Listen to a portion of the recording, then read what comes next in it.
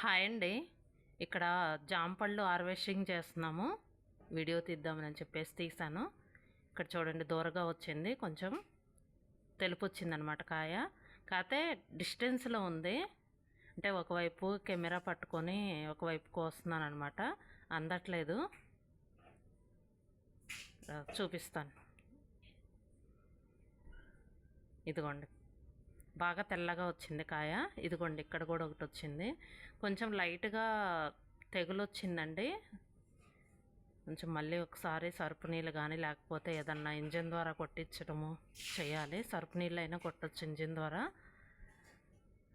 కొంచెం కడుక్కోవాలండి, శుభ్రంగా క్లీన్ చేసుకోవాలి. ఇదిగోండి ఇక్కడ కూడా ఉన్నాయి, బాగా తెలుపు వచ్చినాయి, కోస్తున్నాను. చివరికి ఎన్ని వచ్చినాయి అనేది కూడా చూపిస్తాను. ఇదిగోండి, కాకపోతే ఒక్కొక్క కాయకి ఏంటంటే కొంచెం మచ్చలాగా వచ్చింది. ఇదిగోండి ఇక్కడ కూడా ఉంది, ఇదిగోండి.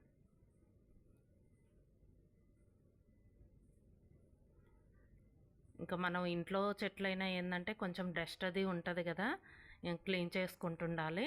ఇదిగోండి కిందే ఉంది, గోడంపిటే కిందకే ఉందన్నమాట ఈ కొమ్మ వచ్చేసి. ఇది కూడా కోస్తున్నాను. బాగా ఒక్కొక్క సీజన్లో ఏంటంటే బాగా పెద్ద సైజు వస్తాయండి కాయలు వచ్చేసి. నేను మొన్న ఇంతకుముందు షార్ట్ వీడియోలో కూడా చెప్పాను కదా, ఒక్కొక్కసారి చిన్న సైజు వస్తాయని. పోయినసారి చూపించిన కాయలు బాగా పెద్ద సైజులో ఉన్నాయండి.